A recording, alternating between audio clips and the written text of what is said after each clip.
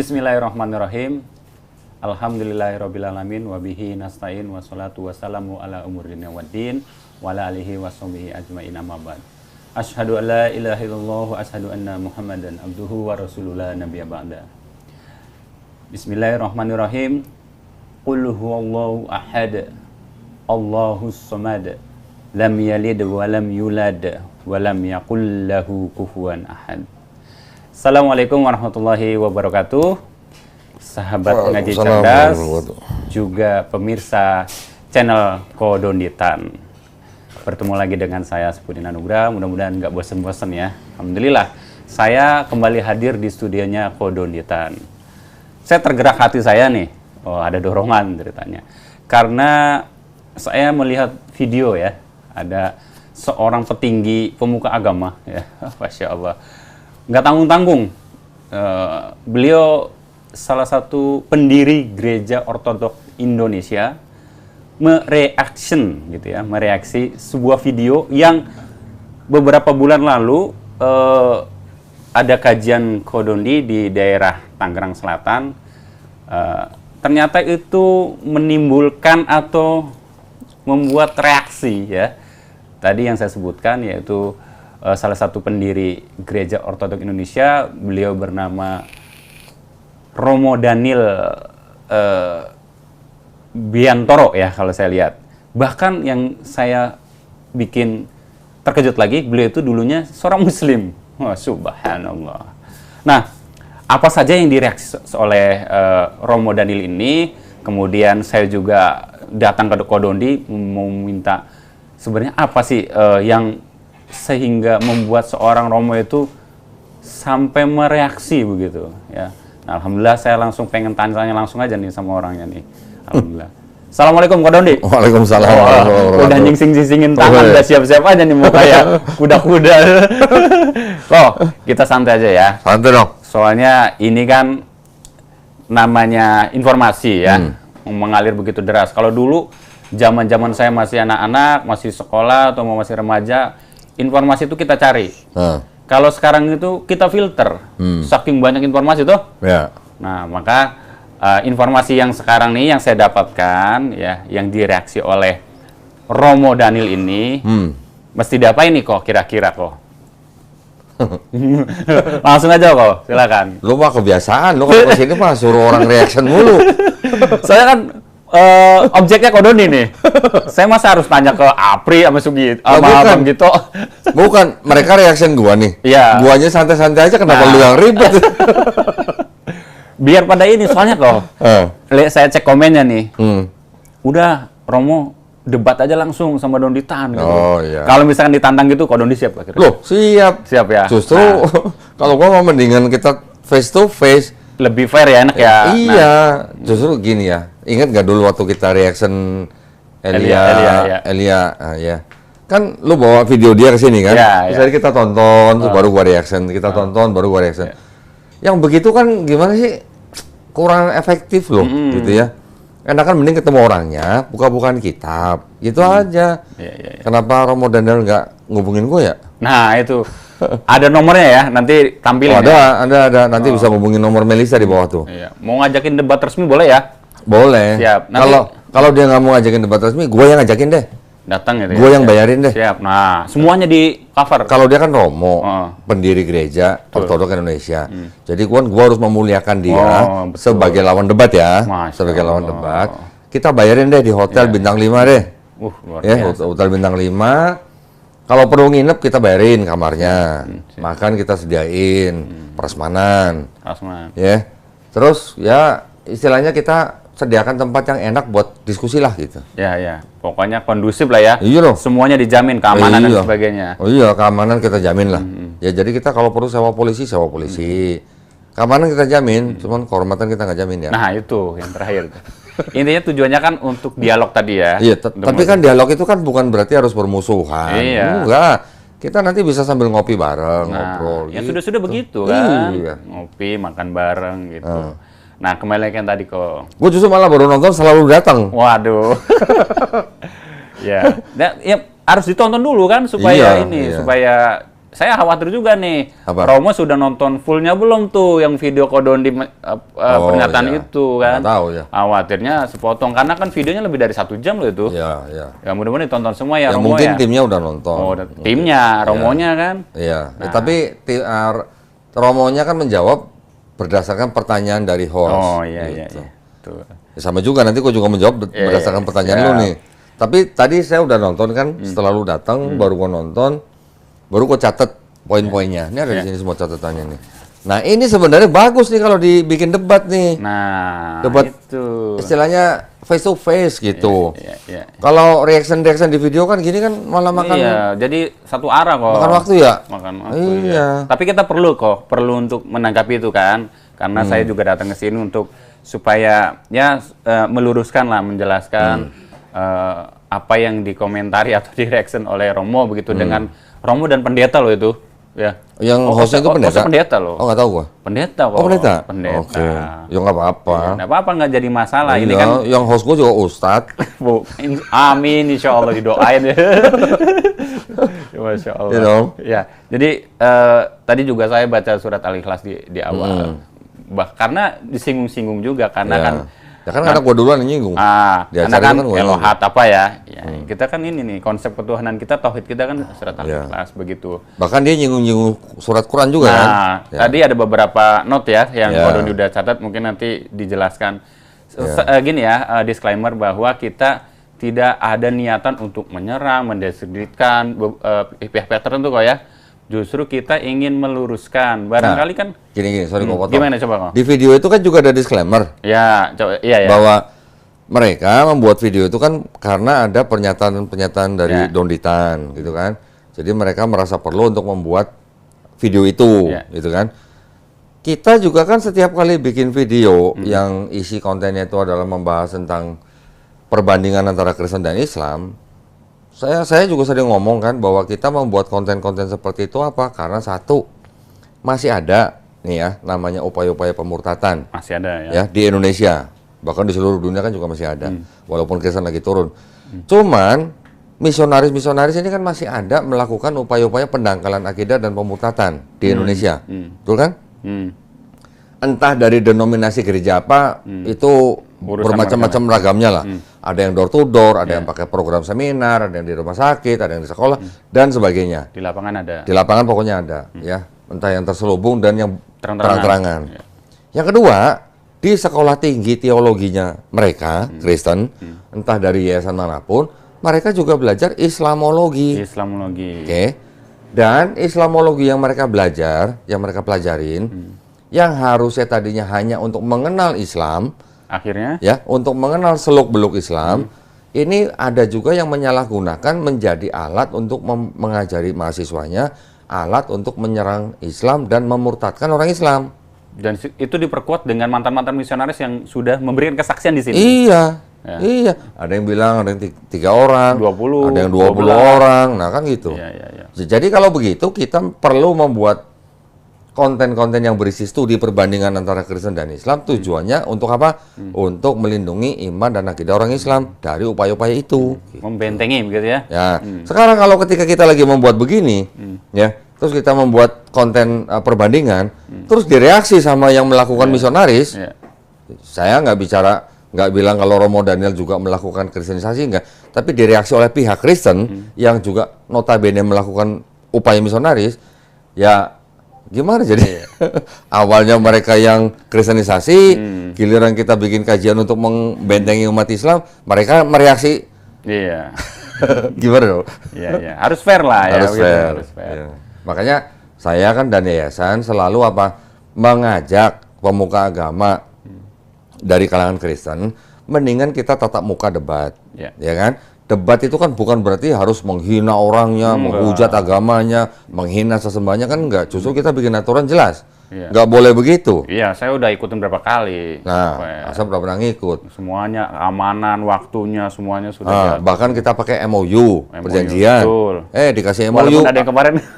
ada yang mundur. Blokir nomornya, ada yang blokir ya. Ada yang diblokir nomornya. Kesian ya, nomornya diblokir.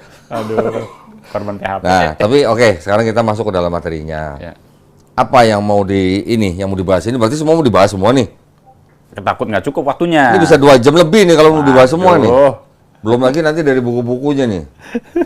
Coba mungkin dari Asep dulu apa? Ya, yang sebenarnya kan konteksnya adalah yang disinggung-singgung adalah tentang Yesus dalam Al-Quran. Kemudian yang kalau dalam Al-Quran itu Nabi begitu ya, hamba Allah begitu yang disebutkan.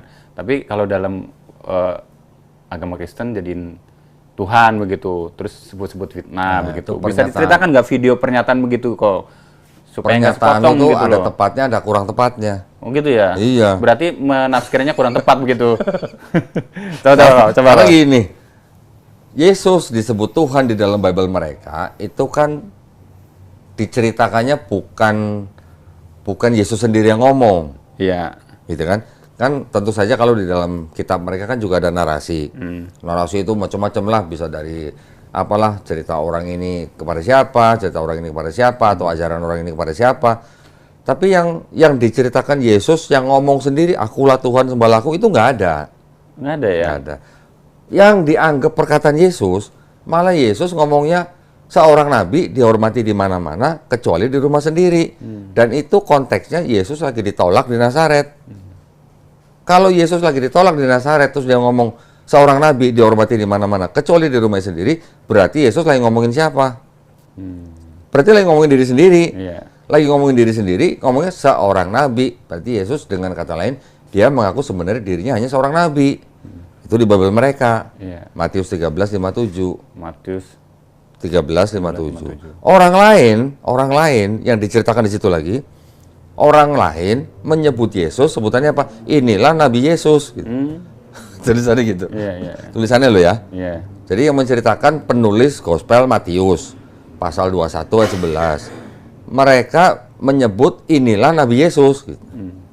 Berarti kan itu menceritakan orang-orang pada zaman itu yang hidup bareng sama Yesus, menyebut Yesus, inilah Nabi Yesus. Kalau yang sekarang, gereja bilangnya, inilah Tuhan Yesus. Gitu. Beda jauhnya. Beda jauhnya. Jauhnya beda. Jauhnya beda. Apa bedanya jauh? Jadi belibet. Nah, jadi memang di dalam perbedaan itu, kalau di Quran jelas. Kalau lah ini Abdullah udah jelas. Kalau di kitabnya orang Kristen, Yesusnya ngaku Nabi, orang lain nyebut Yesus Nabi. Tapi kalau ada orang yang menyebut Yesus Tuhan, itu bukan Yesus yang ngaku Tuhan gitu. Orang lain yang Gitu. Nanti yang Paulus lah atau yang orang-orang pokoknya di luar 4 gospel itulah. Murid-murid Yesus sendiri. Ya ini kalau kerancuan penerjemahan ini jadi memang jadi apa ya? Jadi runyem. Jadi pelik gitu ya. Jadi pelik. Kenapa? Di kitabnya mereka ya. Mana yang? Wah, ini udah banyak nih di meja nih. 1, 2, 3, 4. Beberapa nih udah ada nih. Jadi kalau kodon itu ciri khasnya pakai data. Jadi silakan ya bisa dilihat sendiri ya. Ciri khasnya aku pakai barbuk. Pakai barbuk. Ini kan barbuk. Betul. Karena di sini ada istilah Tuhan, ada istilah Allah, itu yang jadi bikin kerancuan. Allah ya. Allah. Oke. Kalau dibilang Allah itu dikonotasikan kepada Tuhan yang Maha Esa, itu berarti sudah tidak sesuai dengan Kamus Besar Bahasa Indonesia. Lo boleh buka kbbi.web.id coba. Lagi offline lagi ini kok. Oh, di handphone? Offline juga? Aduh. Sedih amat sih. Sedih amat sih. Padahal di sini wifi gua kan 500 Mbps loh. Lagi menghemat baterai. Lo malu-maluin handphone canggih doang ya. Enggak ada. kbbi.web.id. Kita ketik aja Tuhan gitu. Tuhan. Tolong bacain. Kalau T-nya kecil sama T-nya besar tuh emang katanya ada bedanya kok. Nah, kalau T-nya kecil soalnya disinggung di situ. Ya, kalau T-nya kecil itu berarti kan konotasinya dia sebagai ilah. Kalau dalam bahasa Arabnya ya. Kalau T-nya besar itu sebagai apa ya? Rob. Ya, bisa Rob. Rob itu artinya selain Tuhan, juga bisa junjungan, juga bisa penguasa. Tapi kalau Tuhan T-nya kecil itu ilah. Ya, sekarang di kbbi.web.id lu tolong bacain definisi kata Tuhan itu apa dengan T besar. Dengan T besar loh ya. T besar. Tuhan yang T besar, sesuatu yang diyakini, dipuja, dan disembah oleh manusia sebagai yang maha kuasa, maha perkasa, dan sebagainya. Yang Maha Esa, sesuatu yang dianggap sebagai Tuhan pada orang-orang tertentu, uanglah sebagainya dan sebagainya. Udah, cukup lah. Cukup. Ganti kata Tuhan dengan kata ALLAH. Yang mana nih? Itu yang ada tulisan Tuhannya di mana? Di atas. Ini. Itu kotak itu. Ganti ALLAH. Okay. A-nya besar. A. Ini ya. Ya, coba. Cari. Ya. Okay. Coba bacain. Allah, nama Tuhan adalah bahasa Arab. Apa? Nama Tuhan dalam bahasa Arab. Nama Tuhan. Berarti kalau yang tadi Tuhan itu adalah sesembahan. Allah adalah nama Tuhan. Yang apa? Dalam bahasa Arab. Dalam bahasa Arab. Terus? Saya lanjut ya. Dari ulang. Nama Tuhan dalam Allah, nama Tuhan dalam bahasa Arab. Pencipta alam semesta yang maha sempurna. Tuhan yang Maha Esa yang disembah oleh orang yang beriman. Nah, udah cukup. Jadi ada bedanya nggak Tuhan dan Allah? Beda. Ada kan? Ada. Tuhan itu sebutan, jabatan, gelar, predikat. Allah itu adalah nama daripada Tuhan itu. Ya. Berarti kalau Tuhan itu kita sebut istilah kerennya generic name. Kalau Allah itu adalah proper name, nama pribadi. Nama lu siapa? Asep. Nama gue Dondi misalnya. Ini nama kita pribadi punya nama. Begitu juga Tuhan juga punya nama. Namanya Allah. Cuman kalau di sini Tuhan dan Allah, tulisannya Allah. Gue baca Allah ya karena nggak ada tasdidnya ya. Kata Allah di sini dan kata Tuhan di sini itu sama-sama dua-duanya generic name. Sama. Dua-duanya sebutan. Ada ayat bunyinya apa? Jangan ada Allah lain di hadapanku. Apa bedanya dengan jangan ada Tuhan lain di hadapanku? Iya. Gitu ya. Jadi di sini karena tidak sesuai dengan KBBI, makanya jadi timbul tadi. Kerancuan tadi. Kerunyaman apa? Kerancuan. Pelik. Pelik. Ya. Sekarang kalau kata Tuhan diterjemahkan dalam bahasa Inggris apa? God. Kata God diterjemahkan dalam bahasa Indonesia juga Tuhan. Kalau kata Lord diterjemahkan bahasa Indonesia jadi apa? Tuan. Kalau kata Tuan Indonesia diterjemahkan bahasa Inggris bisa Sir, bisa Lord gitu. Ya. Jadi beda lagi. Tapi kata God yang di bahasa Inggris itu sama Kristen diterjemahkan menjadi Allah. Jauh, kata Lord di dalam bahasa Inggris diterjemahkan ke dalam Bible ini jadi Tuhan. Ya. Udah beda kan? Udah beda. Nah, jadi kalau peminat ilmu kristologi harus paham itu dulu gitu ya. Ini bedanya. Oke. Terus ya. Tadi yang ditanya apa? Antara Yesus dan Isa Al-Masih. Antara Yesus di Bible dan di Quran. Kita orang Islam juga nggak usah alergi dengan nama Yesus. Baju saya Yesus. Mana coba. Buka dong. Atasnya dong, bukan bawahnya. Masa bawahnya? Ada mic. Oh iya, Jesus. Tapi kan prophet tuh. Prophet. Prophet Jesus kan. Peace be upon him. Bajunya bisa dibeli di Kodondi. Asik. Ada nomor handphone. Hubungin Melisa. Saya dapat via. Dapat komisi maksudnya. Lanjut. Otak bisnis. Diajarin Kodondi. Otak bisnis apa otak calo? Lanjut. Di videonya Romo Daniel kan dia juga sempat membandingkan. Ya oke, sikapnya dia bahwa di dalam Quran Nabi Isa diceritakan hanya sebagai nabi. Dia bilang ya monggo itu nabimu gitu kan. Silakan. Lo kita juga begitu. Juga silakan ya.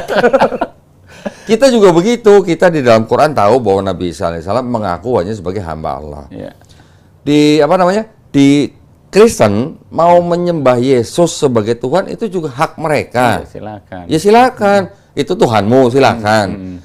Cuman maksud saya jangan pakai itu untuk memurtadkan orang Islam gitu maksud saya. Maksud Kodoni di situ. Iya. Di dalam video itu. Iya, ya kalau di dalam video semua video kita, entah gua ceramah di masjid, entah di pesantren, entah bikin konten, kan selalu gua bilangnya kan kita orang Islam sudah beriman bahwa Isa adalah hanya seorang nabi, ya kan? Di Kristen mengimani Yesus sebagai Tuhan, ya monggo. Tapi jangan mencoba merayu, membujuk, memberi sembako dan sebagainya untuk mengajak orang Islam masuk agama mereka. Substansi video itu begitu. Iya. Gitu. Begitu ya, Romo ya. Gitu ya. Jadi masing-masing punya stand masing-masing dan punya posisi masing-masing, dan keduanya dan semua agama di Indonesia semuanya dijamin kemerdekaannya oleh negara Indonesia. Setiap manusia Indonesia yang mau memilih dan menjalankan agamanya masing-masing, monggo gitu. Ya. Nah, tapi kalau kita mau bicara tentang teologi, seperti yang tadi saya bilang, di kitabnya mereka sendiri, Yesus ngakunya cuma seorang nabi. Orang banyak juga ngakunya dia nyebut Yesusnya dengan sebutan Nabi Yesus gitu ya. Jadi kalau Yesus ngakunya nabi dan dia tidak pernah mengaku satu hakikat dengan Bapa lah gitu ya, sesuai dengan teologinya Kristen, kan itu boleh dipertanyain berarti. Ya, dalam ranah diskusi lintas agama gitu. Mereka nanti akan membawa-bawa ayat yang tadi gua catat juga, ada Yohanes 1 ayat 14 lah. Ada macam-macam yang mana mereka membaca itu dengan teologi mereka. Ya itu sih hak mereka gitu ya. Cuman kan kalau kita bicara tentang perdebatan lintas agama, kan yang kita pertama kali yang kita junjung pertama yang paling tinggi kan teksnya. Baru kedua tafsirnya, ya. Masalah mereka mau menafsirkan teks yang tidak eksplisit, itu tetap hak mereka karena itu kitab mereka. Nah, cuman kan perbedaannya di sini. Kalau kita lihat guru-guru kita dulu berdebat, mereka memandang kitabnya Kristen ini kan menjadi satu kitab. Satu kitab ini kitabnya Kristen gitu, ya. Di mana guru-guru kita dulu tidak membicarakan asal usul kitab ini dari mana? Ya. Yang perjanjian lama dari mana, yang perjanjian baru siapa yang nulis dan sebagainya. Itu jarang dibicarain gitu, ya kan? Romo Daniel sempat nyebut-nyebut tadi bahwa perjanjian lama mereka berasal dari kitab yang diterjemahkan oleh orang-orang Yahudi di Alexandria. Cuman sayang kalau nggak salah dia tadi nggak sebutin Septuaginta ya. Nah, udah ini Septuaginta ya? Hah? Udah disiapin? Udah dong. Nah ini ya. Walaupun Romo Daniel mengatakan bahwa kitabnya Yahudi itu dulu sudah disusun oleh oleh orang-orang Yahudi di Alexandria, tetapi Romo Daniel tidak menyebutkan kitab itu sebagai namanya Septuaginta. Satu. Yang kedua, Romo Daniel tidak menyebutkan bahwa Septuaginta yang akhirnya dipakai oleh Kristen menjadi perjanjian lama itu sudah pernah diresensi. Tahu resensi? Dikritik terjemahannya oleh orang-orang Kristen. Oleh orang Kristen sendiri. Iya dong, ngomong bapak-bapak gereja. Siapa? Sama Origen, ya, sama Lucian, sama Hesisius. Nah, resensi Hesisius yang terakhir inilah yang menjadi cikal bakalnya kitab Kristen yang disebut dengan Vulgata. Vulgata itu kitab Kristen dalam bahasa Latin di abad 4. Ya. Barulah dari Vulgata nanti dijadiin satu sama Perjanjian Baru, kitabnya Kristen, yang ditulis dari pertengahan abad pertama sampai abad kedua, yang mana pada saat penulis-penulis Perjanjian Baru itu menulis kitab dan surat mereka, itu Septuaginta yang beredar tuh nggak cuma satu versi. Banyak ya? Banyak. Jadi terjemahnya beda-beda gitu. Nah, karena versi yang banyak, jadi penulis-penulis ini mengutip dari Septuaginta yang beredar, sehingga ketika distandarkan oleh Hesisius, baru itu yang menjadi perjanjian lamanya orang Kristen. Gitu. Nah, Romo Daniel juga nggak cerita ada perubahan apa di dalam Septuaginta ini menjadi perjanjian lama. Sehingga menjadi perjanjian lama. Ya. Ketika sudah diresensi, ya, ini adalah versi yang sudah diresensi nih. Ini edisi Brenton nih. Brenton ini nama editornya mungkin ya. Ketika sudah menjadi ini, di dalam kitab ini, itu sudah ada pergeseran makna dan pergeseran tafsir. Ya, kalau yang sebelum dijadikan Septuaginta kan ini kitab orang Yahudi, Tanakh yang disusun kira-kira tahun 450 sebelum Masehi ini, diterjemahkan menjadi Septuaginta pertama kali kira-kira tahun 270 sebelum Masehi. Yang nyuruh Raja Ptolemy II di Alexandria, Mesir. Ini ceritanya beberapa versi itu ada yang berbeda. Kalau untuk yang Torahnya saja 5 kitab Musa itu katanya selesai dalam waktu nggak lama, tapi untuk semua surat-surat yang ada di sini total semuanya selesai di tahun 132 sebelum Masehi. Ya. Dan itu versinya banyak.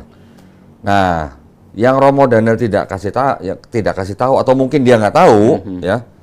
Atau terlewat kali, Bang. Terlewat ya.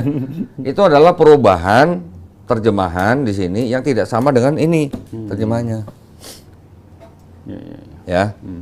Contoh kecil. Yesaya 9 ayat 6. Sama Kristen diklaim itulah nubuat buat Yesus. Dikatakan seorang anak telah lahir untuk kita. Seorang anak telah diberikan kepada kita. Lambang pemerintahnya ada di pundaknya. Dan namanya akan disebutkan Penasihat Ajaib, Allah Perkasa, Bapa yang Kekal, dan Raja Damai. Ini terjemahan Kristen. Terjemahan Yahudi, seorang anak telah lahir untuk kita, seorang anak telah diberikan pada kita, lambang pemerintahnya ada di pundaknya, ada di bahunya. Penasihat Ajaib, Allah Perkasa, Bapa yang Kekal, memberi nama anak itu Raja Damai. Beda nggak? Beda kan?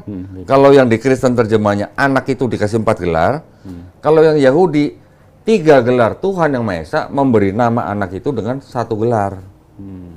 Contoh, itu paling gampang. Belum lagi nanti Yesaya 17, kata Ha'almah yang harusnya diartikan sebagai wanita muda sama Kristen di sini diterjemahkan menjadi perawan. Nah, terjemahan-terjemahan yang sudah diganti itu itulah yang dikutip oleh penulis-penulis Perjanjian Baru. Matius, Markus, Lukas, Yohanes, dan sampai ke Wahyu. Total dari Matius sampai Wahyu mengutip dari sini, totalnya kira-kira ada 937 ayat. Hampir 1000. Hampir 1000 ayat. Hatam menurut saya. Jadi kalau begitu Perjanjian Barunya yang dari Matius sampai Wahyu mengutip 1000 ayat dari Septuaginta. Berarti kalau begitu apa? Kitab kutip atau gimana? Ya enak saya ngomong kok. Lah kan mengutip. Iya. Ya, 1000 ayat, hampir 1000 ayat. Ini belum ini loh ya. Nanti ada lagi tuh. Oke, kita nggak usah ngomongin ini dulu lah. Kita langsung ke apa yang disanggah oleh Romo Daniel dulu ya. Nah, ini yang tidak dijelaskan sama Romo Daniel. Ya, tapi sebelum ke sini Romo Daniel bilang di video itu sebelum mulai reaksinya bahwa Kodondi tidak hati-hati baca Alkitab sehingga ada mispersepsi begitu. Ya. Dia bilang saya tidak hati-hati membaca kitab Kristen. Tunggu. Ya, dia bilang saya tidak hati-hati membaca kitab Kristen. Ya. Apakah dia hati-hati ketika menggunakan kitabnya orang Yahudi? Yang tanah ini, yang menjadi Septuaginta, kemudian dijadikan Perjanjian Lama. Apakah dia mempelajari perspektif Yahudi? Ya, dia sempat menyebut ada Yahudi Rabbinik, ada Yahudi Mesianik. Kapan Yahudi Mesianik keluar atau ada? Ya kan? Jauh sebelumnya, hampir 500 tahun sebelum Yesus, kitab ini sudah ada. Jadi yang berhak menafsirkan ini siapa? Yahudi. Yahudi dong. Kenapa ditafsirkan sama Kristen menggunakan kacamatanya orang-orang sebelumnya? Siapa? Orang-orang yang mengikuti Helenistik Yunani, paganisme Romawi, Platonisme, bahkan dia menyebutkan, kan dia sebut-sebut ada kata Adonai. Ya kan? Kata Adonai yang di Perjanjian Lama ketika dipakai untuk Yesus itu langsung ditafsirkan bahwa Yesus itulah Adonai yang di Perjanjian Lama. Ya, karena orang Yahudi tidak menyebut nama Tuhan Yod-Heh-Vav-He, mereka ganti dengan Adonai atau Hashem. Kata Adonai yang ada di dalam Septuaginta sebenarnya yang mempelajari atau yang membuat kata kurios Adonai itu menjadi Tuhan untuk Yesus itu sebenarnya adalah orang bernama Philo. Philo. Philo. Ya, Philo. Kalau orang Inggris bilangnya Philo gitu ya. Kita sebutnya Philo gitu lah ya. Orang Sunda. Dia adalah seorang filsuf. Philo. Kalau orang Sunda, Pak. Kalau orang Sunda Philo. Kalau Philo bukan yang buat ngecat itu, besi. Pilok itu Philo. Oh, itu Philo. Lanjut. Ya, jadi itulah kata Adonai yang di dalam Perjanjian Lama yang sudah diterjemahkan dalam bahasa Yunani itu kan menjadi kata kurios dalam bahasa Yunani. Sama philo ini dibaca untuk ke Perjanjian Baru untuk Yesus gitu. Nah, sekarang ketika di Perjanjian Baru orang menulis cerita-ceritanya, gospel dan surat-suratnya itu banyak pengaruh-pengaruh dari luar Kristen, ya. Tadi gua sebutin Helenisme Yunani. Buktinya ada di sini. Ini Amerika, New American Bible. Bible-nya orang Katolik Amerika. Yeah. Ya. Di dalam sini menyebutkan ada satu ayat John 1:1, Yohanes 1:1 yang menyebutkan bahwa in the beginning was the word and the word was with God and the word was God. Atau dalam bahasa Indonesianya pada mulanya adalah firman, firman itu bersama-sama dengan Allah dan firman itu adalah Allah. Di sini menyebutkan bahwa itu adalah filosofi Helenistik. Helenistik siapa? Yunani. Gitu. Oke. Terus tadi gue sebutin lagi apa? Paganisme Romawi. Nah, ini juga membantah omongannya Romo Daniel sendiri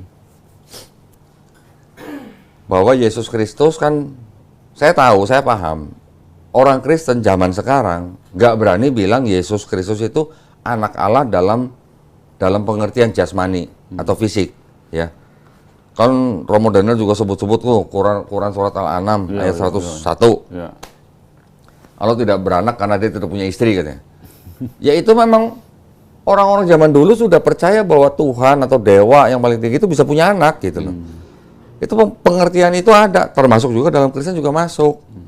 Cuman sekarang karena teologinya Kristen berevolusi terus, diubah-ubah terus sehingga untuk menghindari dan menahan serangan-serangan teologi dari kalangan lain. Ya. Sekarang mereka bilang bahwa Yesus itu anak Allah dalam arti bukan fisik gitu. Ya. Ini seorang bapak gereja namanya Justin Martyr. Di dalam suratnya dia yang berjudul First and Second Apologies ditujukan kepada Kaisar, Titus, Elius, Adrianus, Antoninus, Pius, Agustus, Caesar, dan juga kepada putranya Verisimus, filsuf, dan juga kepada Lucius, filsuf juga. Di dalam pasal 21, Analogies to the History of Christ, ya, nanti penonton juga bisa lihat nih tulisannya. Dikatakan begini, and when we say also that the word, dan ketika kita berbicara juga tentang firman, who is the firstborn of God, yaitu anak sulung Tuhan, was produced without sexual union, yang dilahirkan tanpa persetubuhan badan, and that he, dan bahwa dia, Jesus Christ, Yesus Kristus, our teacher, guru kita, was crucified and died, telah disalib dan mati, and rose again, dan bangkit kembali, and ascended into heaven, dan diangkat ke langit. We propound nothing different from what you believe regarding those whom you esteem sons of Jupiter. Kami mengemukakan tidak ada yang berbeda dari apa yang kalian percayai mengenai mereka yang kalian hormati sebagai putra-putra Jupiter. Kami mengemukakan tidak ada yang berbeda. Justin Martyr. Dari kalangan mereka sendiri ya? Bapak gereja. Berarti pada waktu itu Bapak gereja Kristen menganggap Yesus tidak ada bedanya dengan putra-putra Jupiter di Romawi. Berarti fisik atau? Fisik lah. Ya. Ini ada lagi di halaman berikutnya nih. And if we even affirm, dan bahkan jika kita menegaskan that he was born of a virgin, bahwa dia Yesus lahir dari seorang perawan, accept this in common, terimalah ini sebagai sesuatu yang sama atau umum, with what you accept, dengan apa yang kalian terima, of Perseus, dari Perseus. Perseus siapa? Anaknya Dewa Zeus. Dewa Zeus menghamili Danae dalam bentuk hujan emas, Danae hamil punya anak Perseus. Dianggap sama, Yesus sama Perseus. Ya. Nah, ini ini nggak mungkin dijelasin sama Romo Daniel, nggak mungkin dijelasin. Helenisme, filosofi tadi Yunani udah, paganisme Romawi udah. Apa lagi, Om? Platonisme. Wah. Bukan Agustin mengajarkan Platonisme, bukan. Ini dia menulis buku berjudul Confessions, ditulis oleh Saint Augustine, Santo Agustin, di halaman 60. Certain books of the Platonists, beberapa buku-buku dari kalangan Platonis, translated from Greek into Latin, diterjemahkan dari Yunani ke bahasa Latin. And therein I read, dan di situ saya membaca, not indeed in the very word, tidak persis sama kata-katanya, but to the very same purpose, tapi dengan tujuan yang benar-benar sama, enforced by many and diverse reason, diperkuat dengan diperkuat dengan banyak dan alasan yang berbeda. That in the beginning was the word was with God, and the word was God. Bahwa di dalam kalimat pada mulanya adalah firman, dan firman bersama dengan Tuhan, dan firman adalah Tuhan. The same was in the beginning with God. Artinya di sini apa? Kalimat itu tujuannya sama dengan tulisan-tulisan orang-orang kalangan Platonis gitu.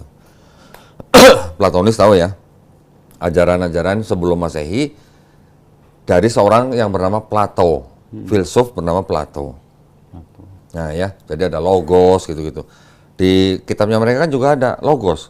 In the beginning ini kan the word ini kan bahasa Yunaninya logos gitu. Logos itu firman itu. Firman. Ya. Jadi gimana? Ada Helenisme Yunani, ada paganisme Romawi, ada Platonis, diakui oleh Santo Agustin. Diakui ya. Iya. Bukan saya ngomong loh, dia ngomong loh. Apalagi, Bang? Apalagi? Apalagi? Coba. Gua ngopi dulu ah. Dari tadi ngomong mulu. Ini kok tumpah mulu sih. Apalagi, Sep? Ya maksudnya kalau tadi dari penjelasan Kodondi kan menurut Kodondi apakah Romo itu benar-benar memahami konteks? Saya khawatir gini kok. Khawatir Romo itu tidak memahami konteks apa yang dimaksud oleh Kodondi gitu loh kok. Kalau menurut saya, ya dia sebagai Romo ya memang harus tahu tentang teologinya agama dia. Ya itu nggak salah, memang itu kewajiban dia harus tahu. Cuma di luar daripada teologi kan juga ada hal-hal yang mungkin dia nggak tahu gitu, gini-ginian gitu.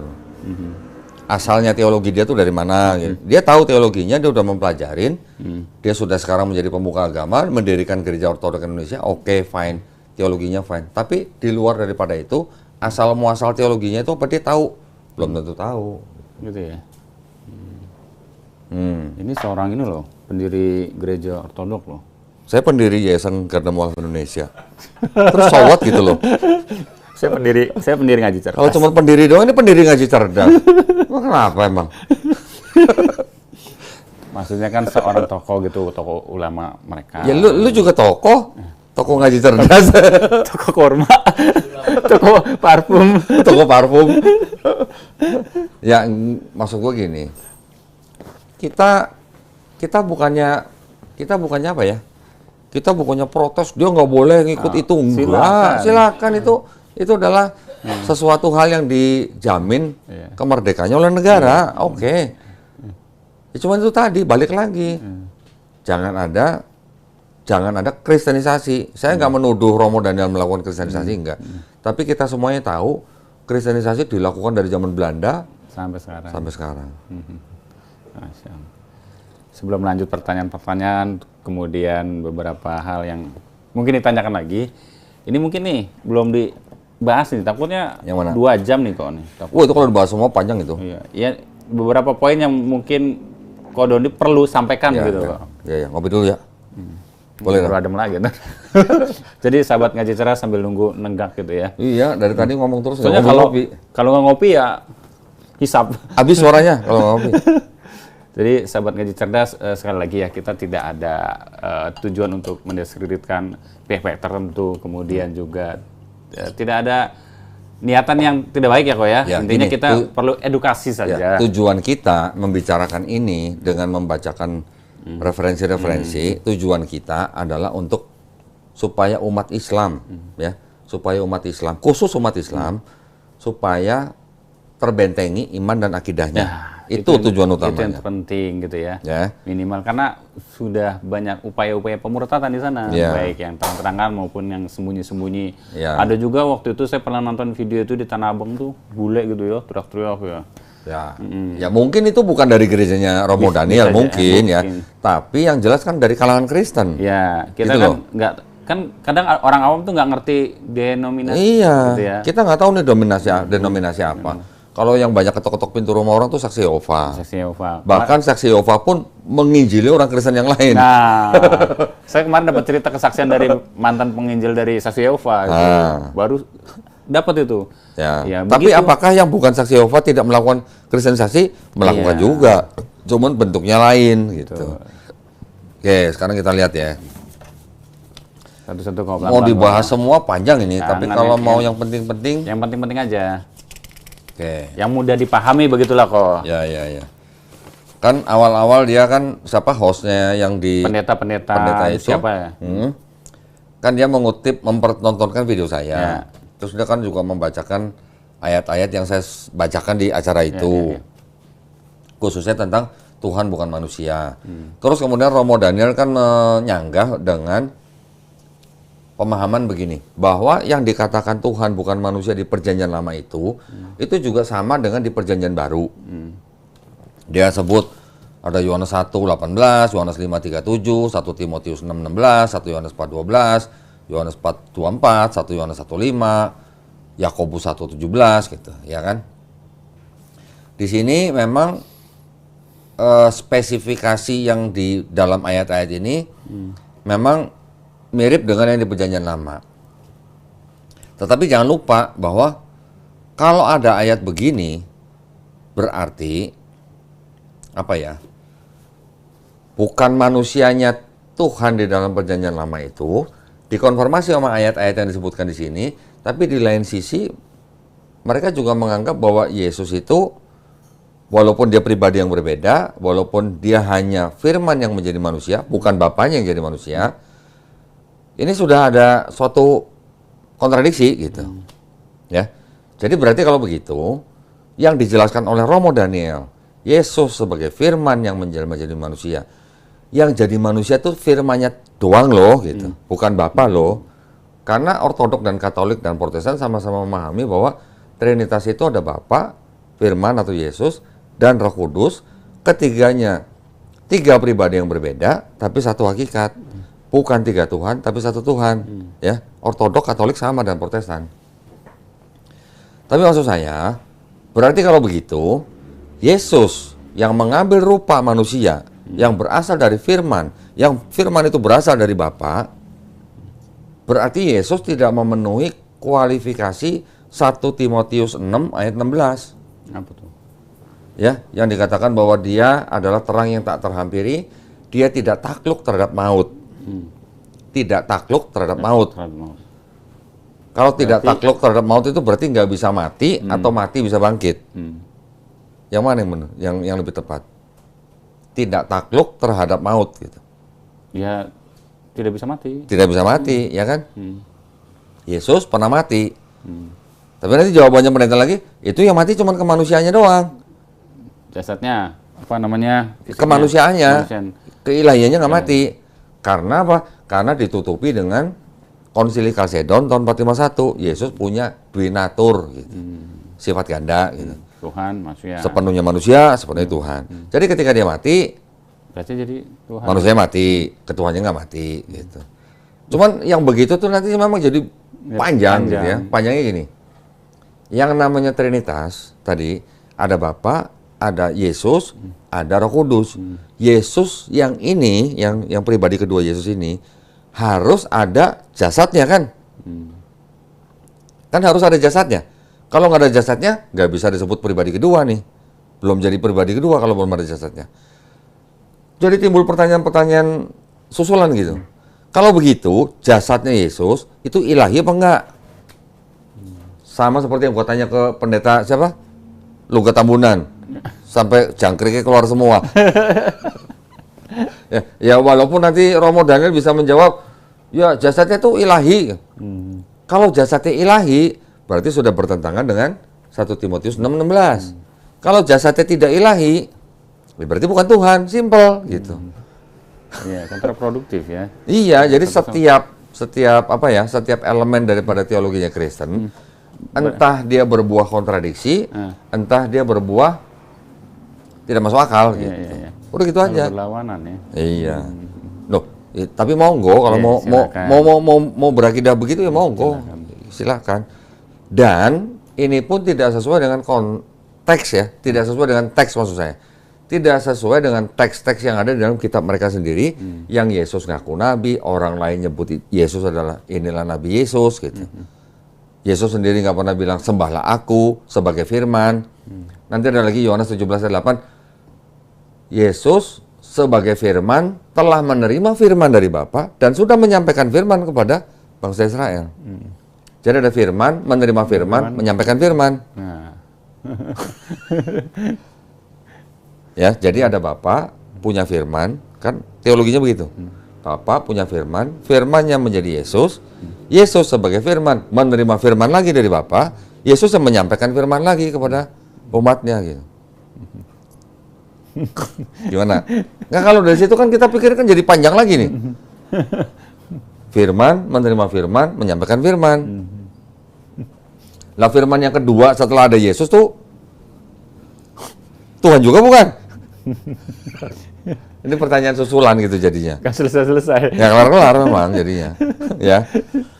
Tapi kita bisa selesaikan. Kita selesaikan. Buat kita nih maksudnya. Ya. Kita bisa selesaikan dengan apa? Dengan ini. Ya, ini kitab jujur nih, saya bilang nih. Kitab suci Katolik. Kitab suci Katolik ini berbeda berapa ya? 5 buku dengan kitab sucinya Ortodok. Nah, ini Ortodok. Jadi ini kitab ini nggak semua orang bisa punya ya? Yang ini nggak bisa, tidak untuk diperdagangkan ini. Yang dipakai sama Romo Daniel yang ini. Ortodok ya, ini. 78 buku atau 78 surat. Yang ini 73 surat. Yang 73 ini di sini ya sama dengan 73 di sini. Cuman ini lebih banyak 5 gitu dibanding ini. Lebih ya? Oke? Hah? Beda ya? Iya, beda 5 surat. Yang Katolik menolak 5 dari sini. Dari Ortodok. Nanti yang Ortodok menolak lagi 3 dari Ethiopia. Nanti yang Katolik, nanti ada Protestan lagi, Protestan menolak 7 dari Katolik gitu.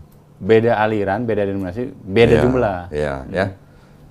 Satu-satunya ayat yang mengajarkan bahwa ada Trinitas di dalam kitab mereka, baik di sini maupun di sini. 1 Yohanes pasal 5 ayat 7. Oke? Bunyinya?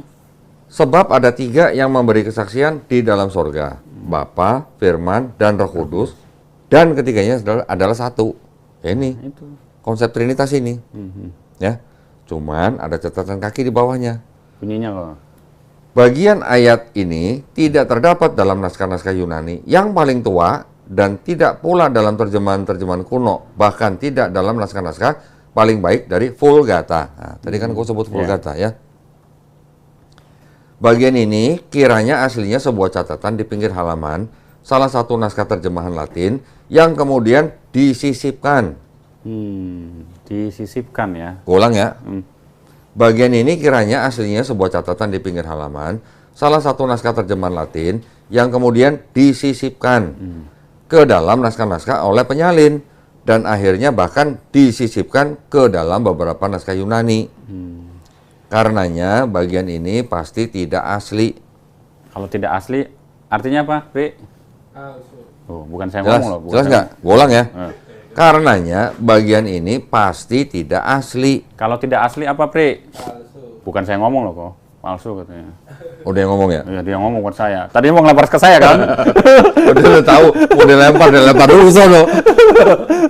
Ya, jadi mau bagaimanapun dengan doktrin trinitasnya Kristen, baik itu Katolik, Ortodok, Protestan, ternyata berasal dari sebuah ayat yang pasti tidak asli. Gitu. Iya. Catatan di pinggir kali, di pinggir kaki ya? Catatan di pinggir halaman. Pinggir halaman. Jadi kalau zaman dulu penyalin itu kan menyalin kitab mereka itu dalam bentuk kolom-kolom, ya, yang umum 2 kolom. Ada yang Origen Hexaplar tuh 6 kolom. Kalau yang umum 2 kolom. Nah, di antara 2 kolom itu entar di pinggir kiri atau di pinggir kanan atau di tengah-tengah kolom itu mereka kadang suka kasih catatan. Catatan itu disebut skolia. Makanya sekarang kita kenal istilah kata-kata scholars, sarjana. Catatan itu tadinya kan, ya namanya catatan kan pasti kan kalau nggak pemikiran agama, tafsir, ya kan? Catatan itu dinaikkan pangkatnya menjadi ayat gitu. Naik pangkat gitu. Bisa naik pangkat juga ya catatannya? Ya tadi catatan jadi ayat gimana? Dan itu jadi konsep Trinitas dari situ. Iya. Satu-satunya ayat yang mengajarkan konsep Trinitas dalam kitab Kristen ya cuman ini yang sempurna maksud saya ya. Satu-satunya ayat yang sempurna yang mengajarkan konsep Trinitas ya cuman ini.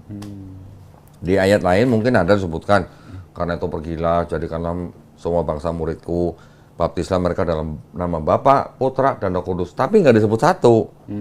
Kalau ini ada Bapa, Firman atau Putra dan Roh Kudus dan ketiganya satu. Ini disebutkan semua. Ini yang namanya konsep Trinitas gitu.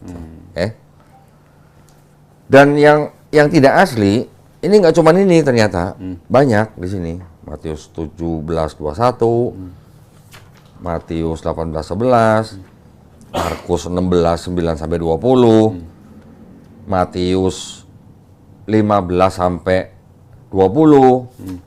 Kan siapa Romo tadi kalau nggak salah ada nyebutin juga Matius 28 ayat 18.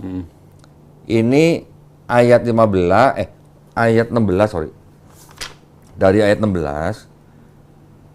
Nah, dari ayat 16 sampai ayat 20 ini dianggap dulunya nggak ada gitu. Dulunya nggak ada. Jadi ini juga tambahan. Diadakan. Ya. Ditambahkan. Apalagi 19. Kalau 19 sudah jelas-jelas ini adalah sisipan dari gereja Romawi di abad kedua Masehi. Isinya apa, Bang? Ya itu yang tadi, karena itu pergilah, jadikanlah semua bangsa muridku dan baptislah mereka dalam nama Bapa dan Putra dan Roh Kudus. Yang bilang ayat agung itu, iya, amanat agung. Amanat agung. Itu juga ayat sisipan. Yang sisipannya bukan cuma 19, tapi dari 16 sampai 20. Jadi kalau sebuah teologi berasal dari sebuah ayat yang sisipan, sisipan ini kan berarti kan bisa disebut pemikiran agama. Pemikiran agama dijadikan agama gitu. Sama seperti tadi yang 1 Yohanes 5 ayat 7. Sebelumnya catatan di pinggir halaman disisipkan gitu. Disisipkan itu bahasanya apa sih? Diselipin ya? Diselipin. Bahasa Sundanya apa? Diselipin. Ya kalau disisipkan bahasa Sundanya apa? Nggak enak nih. Kenapa? Apa dong? Pakai bahasa ini aja, Cilacap aja, disisipkan. Ya udah disisipin aja lah gitu. Emang bahasa Sundanya nggak enak kenapa sih? Ya, nah orang Sunda aja ya coba. Orang Sunda. Coba apa Pri? Bahasa Sunda Pri? Dia mah Sunda KW. Oh Sunda KW. Oke ya lanjut ya. Jadi tadi yang dia bicara tentang Tuhan bukan manusia, dikatakan perjanjian baru juga mendukung, ya mendukung hanya untuk pribadi yang Bapa. Tapi ketika menjadi Yesus, mereka berdalih bahwa yang jadi manusia itu cuma firman-Nya doang gitu. Bukan Bapaknya yang jadi manusia, bukan. Tetapi di video itu saya lihat Romo Daniel ketika mencoba membuktikan bahwa di dalam perjanjian lama ada narasi-narasi yang bahwa Tuhan menampakkan diri jadi manusia, terus terdengar langkah Tuhan gitu kan, yang disebut dengan teofani gitulah, dengan malak Yahweh gitu. Itu hanya sebuah cara ya untuk apa?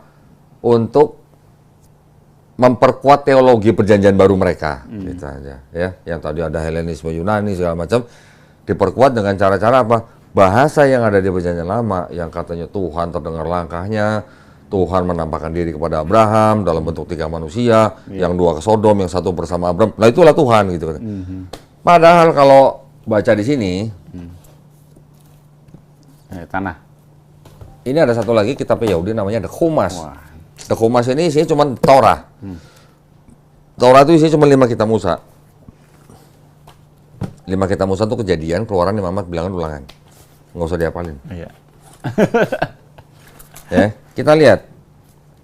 Kejadian kan dia tadi bilang Kejadian berapa? 18. Kejadian 18. Kita baca tafsirnya orang Yahudi. Yang punya kitab loh ya. Iya. 18 ayat 1. Nah ini. Nanti kita fotoin juga, kita tampilin ya. Nanti ditampilkan ya. Tolong, Dek. Di menit berapa tuh? Harus ditampilkan tuh. Ya. Kalau di video Donitan sih pasti biasanya ditampilin. Promo-promo. Gak tahu kalau di Ngaji Cerdas ya. Iya. Ini ada di ayat ke pertama kan gini. Ini Kejadian 18 ayat 1. Hashem appeared to him in the plains of Mamre while he was sitting at the entrance of the tent in the heat of the day. Perlu terjemahin nggak? Tarjim dong. Tarjim. Nanti gua tampilin aja terjemahannya ya. Takut ada yang nggak bisa. Iya, nanti gua tampilin dalam bahasa Indonesia ya. Siap. Nah, terus kemudian gini. Ayat 2-nya. He lifted his eyes and saw, and behold, 3 men were standing over him. 3 men ya, ini ayat 2 ya. Ini ada tafsir nih dari Yahudi yang warna kuning nih. 3 men, as is apparent from the rest of the narrative, they were actually angels in the guise of men. Mereka tuh sebenarnya malaikat yang menyamar jadi manusia gitu. 3. Kalau Romo Daniel kan tadi bilang yang 2 malaikat, yang 1 Yahweh gitu kan. Ya kan? Padahal ini kitabnya orang Yahudi ya. Kalau ini bilangnya jelas-jelas bahwa ketiganya adalah malaikat. Namanya siapa? Disebutin namanya di sini. Siapa namanya? Mikael. Who informed Abraham that Sarah would have a son. Yang memberitahukan Abraham bahwa Sarah akan mempunyai putra. Yang kedua malaikatnya siapa? Gabriel. Jibril lah. Kalau kita kenalnya malaikat Jibril alaihissalam. Harus tambahin alaihissalam. Ya, alaihissalam ya. Who overturned Sodom, yang membolak-balikan Sodom, kota Sodom. Satu lagi siapa? And Rafael, malaikat Rafael. Who healed Abraham, yang menyembuhkan Abraham dari apa? Tahu nggak? Dari apa? Dari sunat. Ya. And save Lot, dan menyelamatkan Lot. Kalau kita kenal Nabi Lut alaihissalam. Ya. Jadi yang dimaksud dengan 3 manusia di dalam Kejadian 18:1, menurut yang punya kitab, yang punya otoritas terhadap kitab itu, menerjemahkan bahwa 3 orang itu adalah malaikat Mikael, Gabriel, Rafael. Bukannya yang 2 malaikat 1 Yahweh gitu, nggak ada di sini. Gitu. Nah, yang menafsirkan bahwa yang 1 Yahweh kan Kristen. Padahal rujukannya kitab Yahudi. Iya, asalnya dari sini, Menjadi Septuaginta, baru jadi Perjanjian Lama. Kalau kita kembali ke kitab orang Yahudinya, berdasarkan tafsirnya, semuanya 3 malaikat, tidak ada 2 malaikat 1 Yahweh gitu. Lagi pula, dia akan menyebut-nyebut Yahweh. Yahweh itu ciptaan orang Kristen. Yang menciptakan siapa? Namanya Genebradus. Siapa itu, Pak? Genebradus. Genebradus. Diterbitkan di dalam bukunya dia, berjudul The Chronographia. Diterbitkan di Prancis tahun 1567. Abad 16 baru ada kata Yahweh. Jauh dari itu ya? Yang ini tadi abad 5 sebelum Masehi. Jauh banget ya. Kata Yahweh baru nongol abad 16. Berapa tahun? Jauh. 450 tambah Ya, 1500. 1900. 2000 tahun. Iya, ya jauh banget tuh. Jauh banget. 2000 tahun setelah ada Tanakh yang disusun 450 Masehi, baru muncul kata Yahweh 1567. Ciptaannya orang Kristen. Orang Yahudi mau nggak suruh sebut Yahweh gitu? Ya nggak mau lah. Nggak mau, mereka sebutnya Adonai atau Hashem. Terus apa lagi nih? Dia tahu Yahudi tidak menyebut Yahweh. Kenapa Kristen nyebut Yahweh? Nah itu, saya tadi jelasin. Yahweh ciptaan Kristen. Tanah menjadi Septuaginta, kata Adonai dalam bahasa Ibrani menjadi kurios atau kyrios. Di PB, setiap kyrios, kata kyrios untuk Yesus dianggap sebagai, diterjemahkan menjadi Tuhan, yang artinya penguasa. Terus, nah ini juga penting nih. Taruh ngopi dulu. Romo Daniel menyebutkan bahwa penyebutan Tuhan untuk Yesus di Perjanjian Baru itu karena Yesus adalah Mesias yang dijanjikan, ya. Memang serunya sih harus tatap muka langsung nih sama. Iya, ini harus ketemu tatap muka. Sekalian silaturahim gitu ya, kok ya. Kayak kemarin juga Ko Dondi kedatangan Pendeta Marcel begitu ya, ngobrol santai dan sebagainya, enggak apa-apa, insya Allah. Ya lanjut kok. Kalau sudah bicara Yesus adalah Mesias yang dijanjikan di tanah atau Perjanjian Lama, berarti ini nyangkutnya sudah dengan kitabnya orang Yahudi lagi nih. Balik lagi, ya kan? Kitabnya orang Yahudi, kan tadi saya sempat ngasih contoh, ada Yesaya 9 ayat 6. Ya kan? Yang terjemahannya beda antara Kristen dan Yahudi.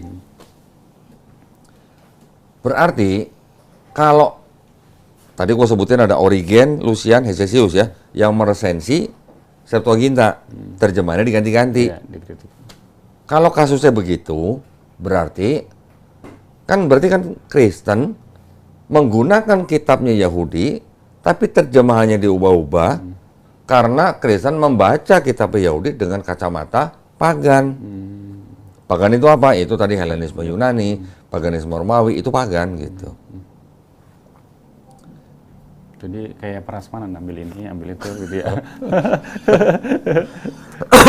Jadi kasusnya yang terjadi begitu ya. Ya. Ketika Kristen mengatakan Yesus disebut Tuhan karena dia adalah Mesias yang dijanjikan di Perjanjian Lama, orang Yahudi bilang, sorry, mohon maaf bro, gitu. Mesias yang dijanjikan dalam kitabnya orang Yahudi ini, ya, itu benar-benar manusia, bukan Tuhan yang jadi manusia, gitu.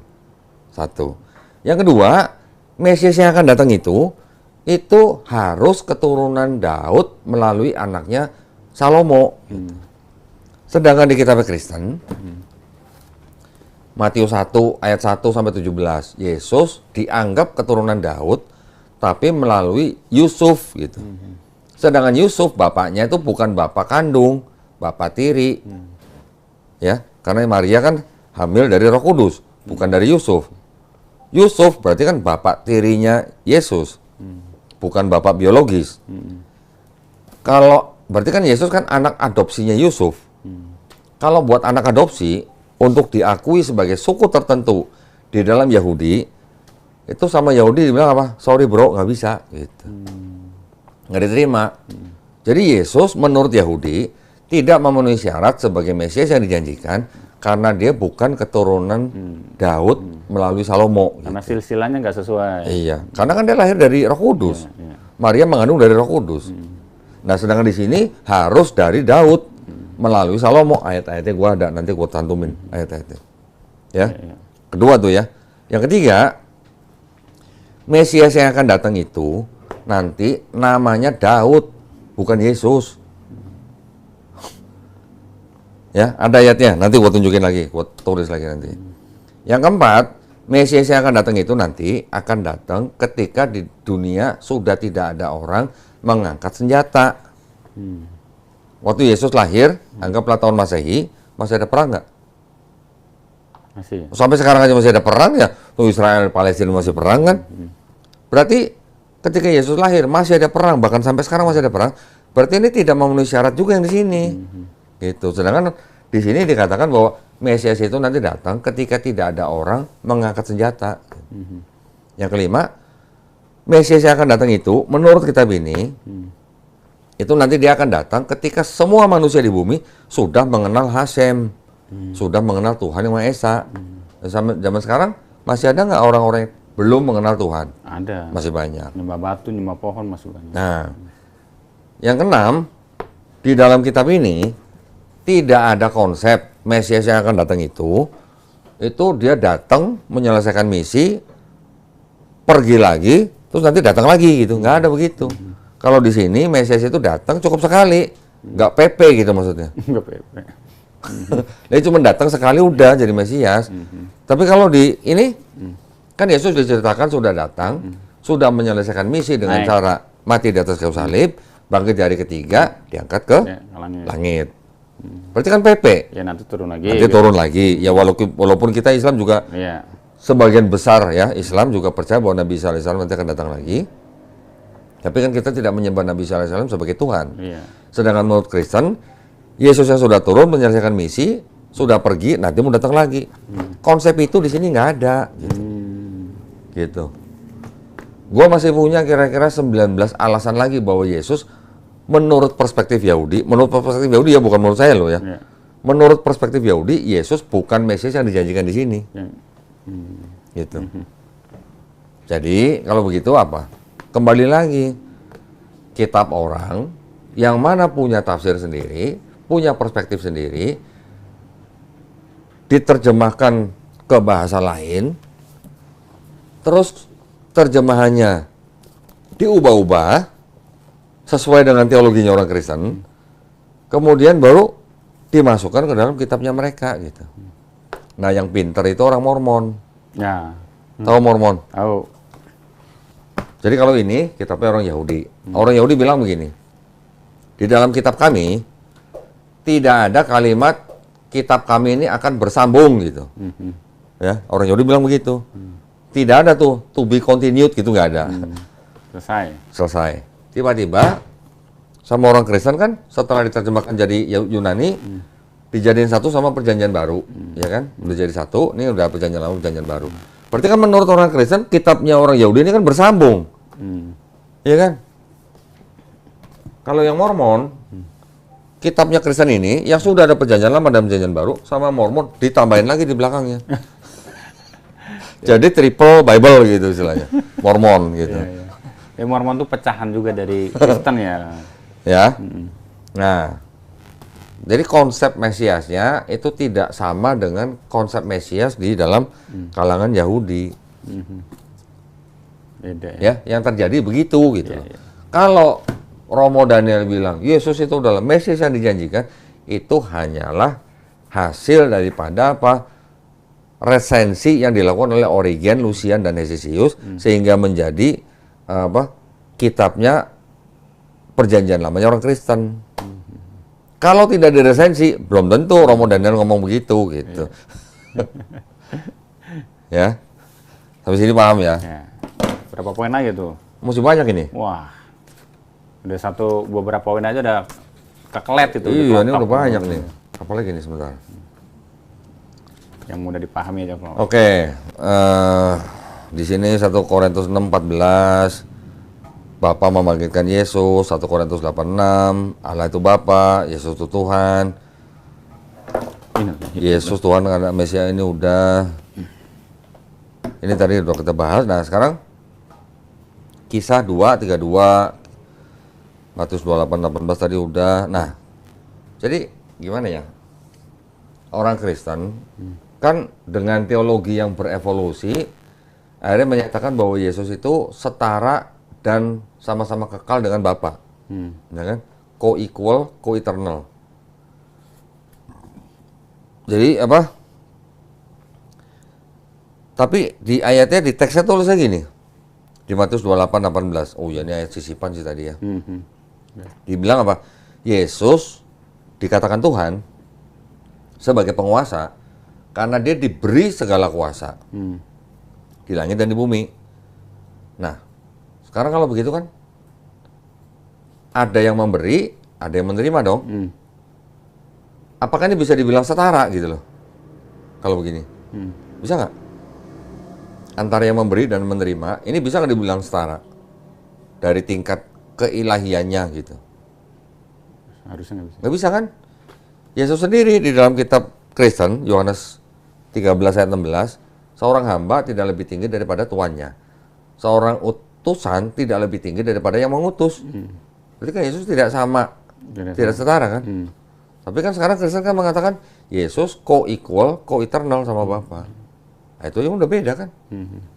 Gitu. Kontrak aja ya.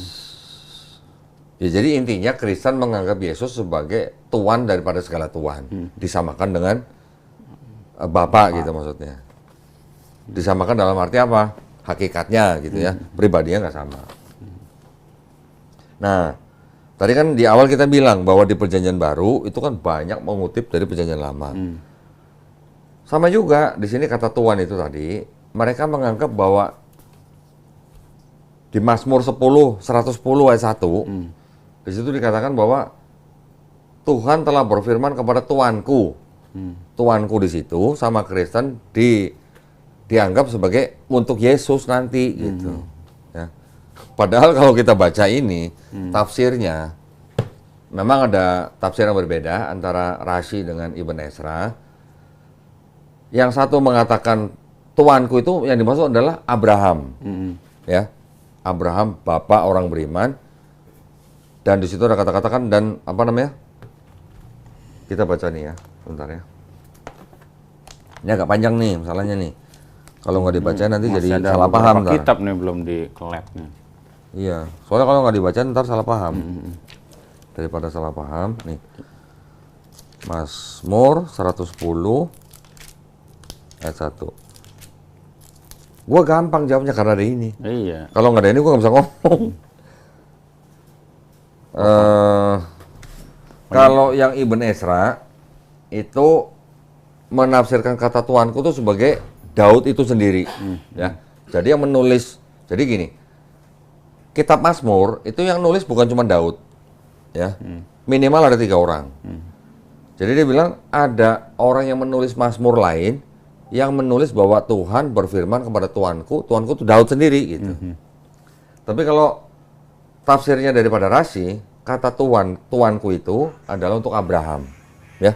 Abraham yang mana sudah mengalahkan musuh-musuhnya juga, salah satunya adalah siapa? Raja Amrafel. Nah, di mana? Kalau kita baca di Kejadian berapa gitu, memang ada di situ. Abraham berperang melawan siapa? Salah satunya adalah Amrafel. Karena kalimatnya di sini kalau kita baca begini nih, ada kata-kata musuhmu gitu. Ini memang agak jelimet ya. Demikianlah firman Tuhan kepada Tuanku. Nah, ya, kepada Tuanku. Duduklah di sebelah kananku sampai kubuat musuh-musuhmu menjadi tumpuan kakimu. Rashi menafsirkan Tuanku adalah Abraham, musuh-musuhmu itu yang dimaksud salah satunya adalah Amrafel. Kalau rabi yang lain, Ibn Ezra dan Radak menafsirkan kata Tuanku ini untuk Daud itu sendiri, karena Mazmur pasal 110 ini yang nulis bukan Daud gitu.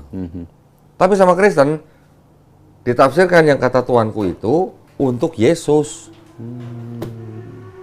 Jauh juga ya. Gitu ya. Biar tahu bedanya nih. Iya. Dan saya baru merujuk kepada 2 tafsir. Rashi dan Ibn Ezra. Belum yang lain loh, masih banyak loh. Panjang juga ntar. Ya. Oke, makanya saya lebih suka sebenarnya debat tatap muka. Kalau begini kan, kalau udah nonton, kalau enggak, tapi nggak apa-apa. Yang penting umat Islam bisa nonton, bisa belajar. Oke, yang lain apa lagi? Mesias, Yesus bangkitkan. Nah, ini juga akan menimbulkan ini juga. Kisah 2:32. Yesus dibangkitkan Allah. Yesus disamakan keilahiannya dengan Bapa, tapi bisa mati, nggak bisa bangkit sendiri gitu. Iya. Padahal Tuhan ya. Jadi kata Tuhan dan kata Allah di mata Romo Daniel itu tidak sama. Walaupun sama-sama sebutan nih ya, tapi tidak disamakan. Jadi kalau kita tadi baca di KBBI, Tuhan itu kan bisa aja sebutan untuk Tuhan yang Maha Kuasa, karena dia adalah sesuatu yang disembah. Tapi kalau Allah itu kan namanya Tuhan itu dalam bahasa Arab. Tapi dalam kitabnya Kristen, walaupun dibedakan Yesus Tuhan, Bapa Allah, tapi ada ayat-ayat juga yang merujuk Bapa juga disebut Tuhan. Contoh, Matius 11 ayat 25. Lu ngantuk kan, Sep? Terus. Pada waktu itu berkatalah Yesus, aku bersyukur kepadamu Bapa, Tuhan langit dan bumi. Jadi Bapa juga disebut Tuhan di sini. Nah kan puyeng sendiri kan kalau begitu kan. Punya teologi sendiri, tapi juga ada yang bertentangan gitu. Saya perhatiin dari tadi kontraproduktif terus antara ayat 1 dan ayat 1. Iya, karena Romo Daniel juga memberikan 1 Korintus 8 ayat 6 tulisan Paulus bahwa memang hanya ada satu Allah saja yaitu Bapa dan ada satu Tuhan saja yaitu Yesus. Ya. Berarti kalau gitu Bapa sebutnya Allah, Yesus sebutnya Tuhan. Tapi Bapa di Matius 11 ayat 25 juga disebut Tuhan. Nah, berarti kan kalau gitu nggak masuk penjelasannya Romo Daniel bahwa penyebutan kata Tuhan itu untuk Yesus karena dia adalah Mesias yang dijanjikan, sedangkan Bapa di Matius 11:25 juga disebut Tuhan. Iya. Gitu. Gua takut ngomong beribet. Iya. Ini kalau apalagi orang awam, aduh apa nih kodon ini, aduh Tuhan Yesus banyak amat Tuhannya gitu ya. Iya, nah ya. Tapi gimana dong orang dia bahas itu ya mau ngomong kan kita harus kasih ini juga. Edukasi lah. Nah, tapi dari semuanya itu saya mau bacain juga. Dia kan juga pakai Kisah Para Rasul. Saya juga pakai Kisah Para Rasul nih. Kisah Para Rasul 2 ayat 22. Sebutnya gini. Ini dianggap sebagai khotbah Petrus. Hai orang-orang Israel, dengarlah perkataan ini. Yang aku maksudkan ialah Yesus dari Nazaret, seorang yang telah ditentukan Allah. Berarti ini. Seorang yang telah ditentukan Allah dan yang dinyatakan kepadamu dengan kekuatan-kekuatan dan mujizat-mujizat dan tanda-tanda yang dilakukan oleh Allah dengan perantaran Dia di tengah-tengah kamu seperti yang kamu tahu. Berarti di sini jelas Yesus seorang yang ditentukan Allah. Sama nggak dengan firman itu menjadi manusia? Ya, udah beda. Kemudian di sini dibilang apa lagi? Yang dinyatakan padamu dengan kekuatan mujizat dan tanda-tanda yang dilakukan Allah, berarti mujizatnya Allah nih sebenarnya ini. Cuman dengan perantaraan Dia atau Yesus di tengah-tengah kamu seperti yang kamu tahu. Berarti dengan kata lain kan Yesus membuat mujizat Allah dengan perantaraan, berarti kan dengan izin Allah. Iya. Kan? Ini apa kurang jelas gitu. Seorang yang ditentukan Allah dan dinyatakan kepadamu. Ya Romo Daniel juga pakai Kisah Para Rasul. Saya juga pakai Kisah Para Rasul gitu ya. Kalau udah dikatakan Yesus diberikan segala kuasa, Matius 28:18 tadi udah kita bahas bahwa itu ayat tidak otentik gitulah. Yang Mazmur udah. Terus apa lagi nih? Ini udah berarti nih. Nah, nih tinggal selembar lagi nih. Selembar lagi. Besok lu pulangnya lu. Bentar lagi udah besok ini. Nah, nih. Saya juga pakai Kisah Para Rasul nih, 3 ayat ke-13. Oke. Allah Abraham, Ishak dan Yakub, Allah nenek moyang kita telah memuliakan hambanya, yaitu Yesus yang kamu serahkan dan tolak di depan Pilatus. Walaupun Pilatus berpendapat bahwa ia harus dilepaskan. Jadi Yesus di sini disebut hambanya. Gimana? Kalau Bapa disebut Allah, Yesus disebut hamba. Berarti Yesus hamba Allah. Betul? Betul. Hamba Allah itu apa? Kalau hamba Allah tuh di perspektif Islam apa? Ya ini manusia kan? Ya, dalam konteks ini apa? Nabi. Utusan. Hambanya. Di apa namanya? Di Perjanjian Lama juga ada istilah hambaku gitu ya. Itu siapa? Yakub. Sama berarti dengan Yakub kan? Iya. Ya. Ini juga dari Kisah Para Rasul nih. Ayat 26. Dan bagi kamulah pertama-tama Allah membangkitkan hambanya.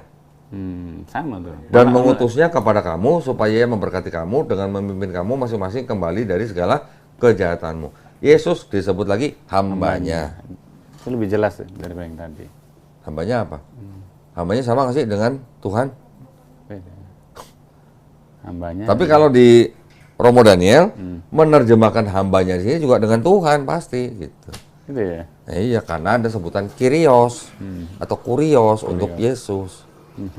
Tapi Petrus di sini sebutnya Yesus sebagai hambanya. Ya. Kurang jelas. Gitu. Jelas banget kalau Jadi artinya sebenarnya kan gini, penafsiran Kristen itu bisa berbeda pengertian dengan teks yang ada di dalam kitab mereka sendiri. Ya, juga ada ambiguitas gitu, itu berarti ya. Berarti kan? Berarti ada ayat-ayat yang bisa ditafsirkan ganda gitu. Kisah 4:27. Sebab sesungguhnya telah berkumpul di dalam kota ini Herodes dan Pontius Pilatus beserta bangsa-bangsa dan suku-suku bangsa Israel melawan Yesus hambamu. Hamba lagi ya? Hamba lagi. Ya kan? 30-nya. Ulurkanlah tanganmu untuk menyembuhkan orang dan adakanlah tanda-tanda dan mujizat-mujizat oleh nama Yesus hambamu yang kudus. Jelas, hambamu lagi. Jelas banget.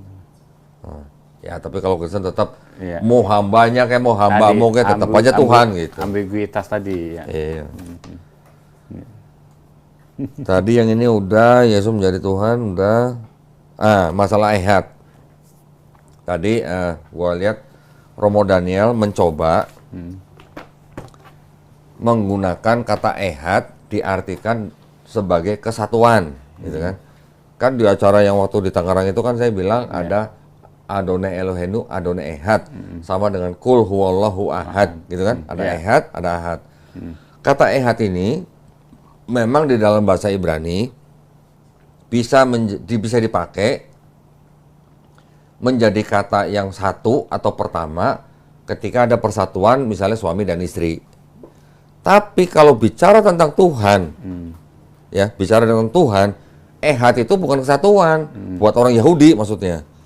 Buat orang Yahudi, kata ehad ketika bicara tentang Tuhan, itu tidak ada yang namanya persatuan suami istri, hari pertama, kedua, pertamanya itu ehad juga. Kalau buat orang Yahudi, kata ehad ketika berkenaan dengan Tuhan, itu udah nggak ada kesatuan, itu tunggal. Gitu. Tapi orang Kristen mencoba, menggeser sedikit tentang ketunggalan Tuhan itu, dengan mengambil ayat-ayat yang ada kata ehadnya, tapi itu adalah persatuan antara manusia. Misalnya. Gitu. Itu cara Kristen untuk mencoba membuktikan bahwa di dalam Perjanjian Lama itu ada Trinitas gitu. Seperti yang tadi contoh Kejadian 18 ayat 1. Tuhan menampakkan diri kepada Abraham dalam bentuk 3 manusia. Ternyata menurut Yahudi 3 malaikat. Itu. Apalagi nih? Logos tadi udah ya? Udah tadi. Logos. Anak Allah udah kan tadi kan? Justin Martyr. Langkah Tuhan, Theophany udah. Theophany tadi udah belum ya? Belum. Udah tadi. Yang Yang pakai malaikat Tuhan dan segala macam. Oh iya udah. Lewat. Ya udah.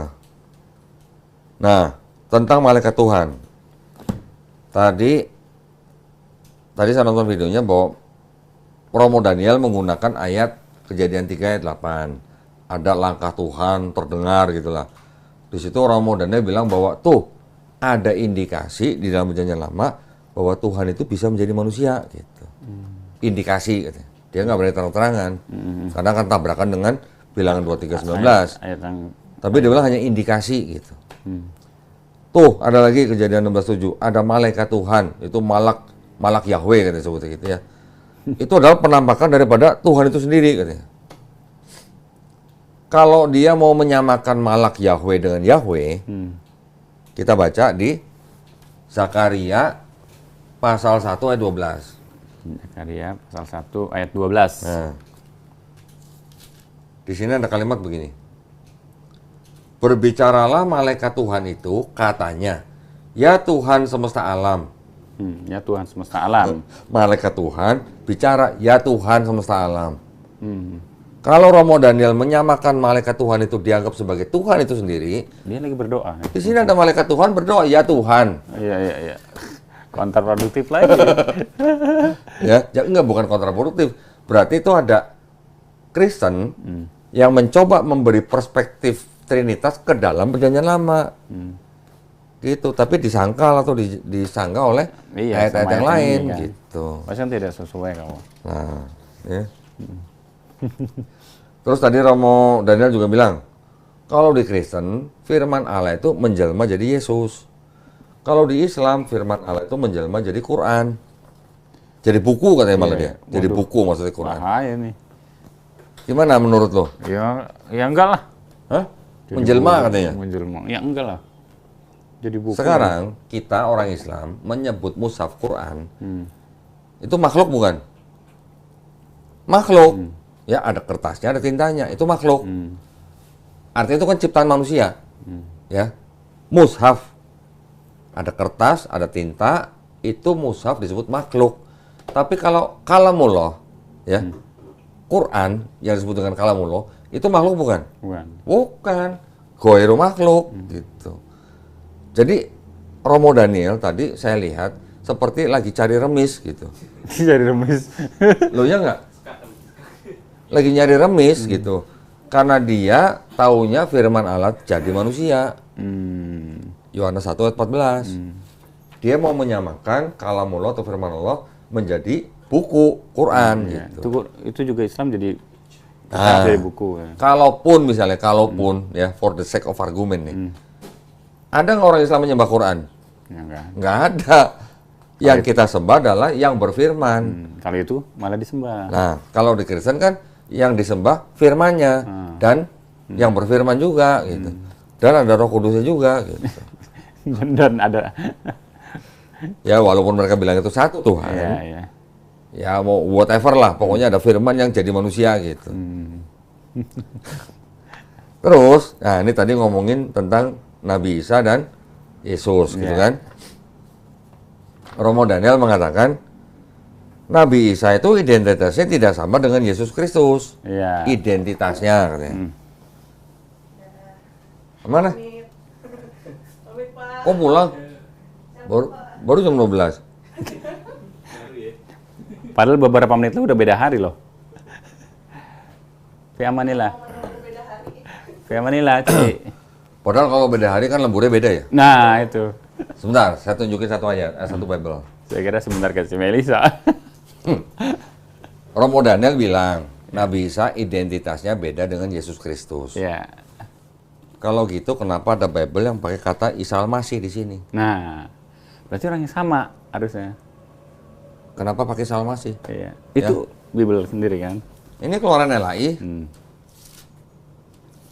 Nih, LAI Cetakan tahun 2011. Nah, Terus ada gereja nggak yang namanya Gereja Isa Al-Masih? ada. Oh sekarang juga ada Masjid Isa Al-Masih, jangan sedih. Jadi sedih. Jangan di Klaten. Jadi Ya? beli. Jadi oke, saya paham bahwa Romo Daniel tidak mau disamakan yang namanya Yesus Kristus dan Isa Al-Masih. Iya, pokoknya orang beda, Yang tidak beda mau gitu. disamakan sama dia karena sosoknya beda, identitasnya beda. Padahal mereka juga ada yang menggunakan Isa Al-Masih.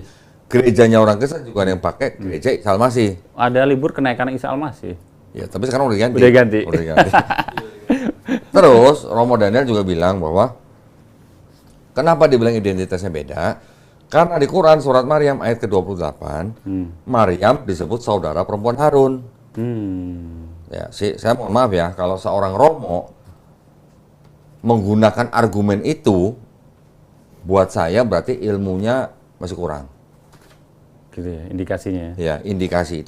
Jadi orang Kristen yang menuduh Quran salah hanya dengan membaca saudara perempuan Harun, dia bilang Quran salah, dan dia nggak tahu itu artinya apa, berarti orang itu ilmunya masih kurang. Kita nggak lagi tertuju satu orang ya, tapi indikasi orang seperti itu. Iya, ya. Karena apa? Karena berarti kalau begitu Romo Daniel tidak tahu artinya ukhta itu apa aja gitu. Ukhta itu artinya bisa saudara perempuan, kandung, bisa juga keturunan. Ya, bisa keturunan nggak? Bisa. Sekarang kalau di kitabnya mereka, Yesus disebut anak Daud. Apakah itu artinya Yesus anak kandung Daud? Kan bukan. Belum tentu. Bukan kan? Kalau Yesus nyebut orang Farisi, hai kamu keturunan ular beludak. Apakah orang Farisi anak ular?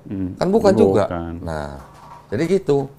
Yang disebut dengan ukhta Harun, itu artinya Maryam itu keturunan Harun. Gitu.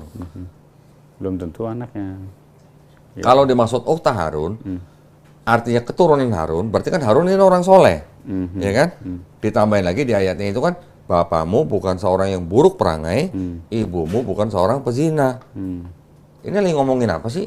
Lagi ngomongin Maryam membawa anaknya Nabi Isa alaihissalam yang lahir tanpa suami, tanpa ayah, di hadapan orang Yahudi. Yahudi menuduh Maryam berzina, gitu.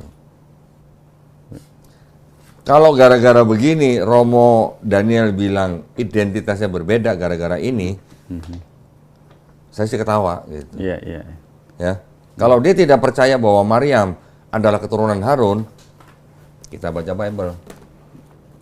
Di Lukas, Zakaria punya istri namanya Elisabeth. Elisabeth ini juga keturunan Harun. Oke. Di ayat Lukas pasal 1 ayat 5, pada zaman Herodes, Raja Yudea adalah seorang imam yang bernama Zakaria dari rombongan Abia. Istrinya juga berasal dari keturunan Harun, namanya Elisabeth. Oke. Terus kita baca di ayat ke 36, ketika malaikat Gabriel mendatangi Maria. Ayat 36. Dan sesungguhnya Elisabeth sanakmu itu. Sanakmu ini berarti sanak siapa? Berarti Elisabeth adalah sanaknya Maria, gitu. Nah, kalau Elisabeth keturunan Harun, Maria sanaknya Elisabeth, berarti Maria keturunan Harun bukan? Ya keturunan Harun. Clear. Ya. Udah kan? Karena dia bilang apa? Nasabnya beda. Iya. Oke, jadi saya ulang ya. Tadi saya bilang kan kalau Romo Daniel mengatakan bahwa Isa Al-Masih dan Yesus Kristus itu bukan sosok yang sama karena identitasnya beda, hanya gara-gara dia baca Quran surat Maryam ayat ke-28, buat saya dia berarti ilmunya masih kurang.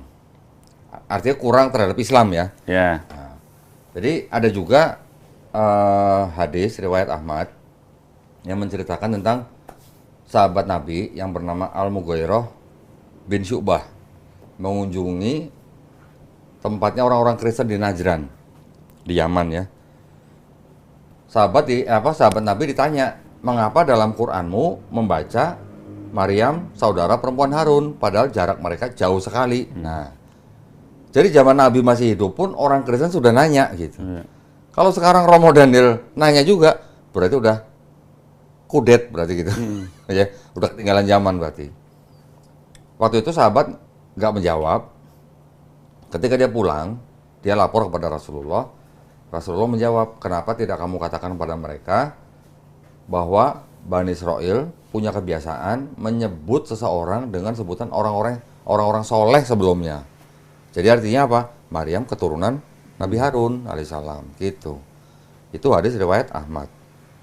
Jadi artinya Romo Daniel juga harus belajar kata ukhta itu artinya bisa apa saja gitu ya. Karena dalam bahasa Arab satu kata itu bisa artinya bisa banyak sekali, bisa lebih dari 10 ya, bahkan ada yang 20 gitu.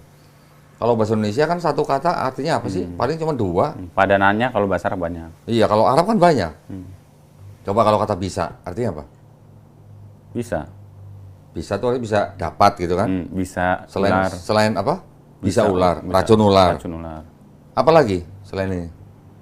Udah kayaknya. Udah ya?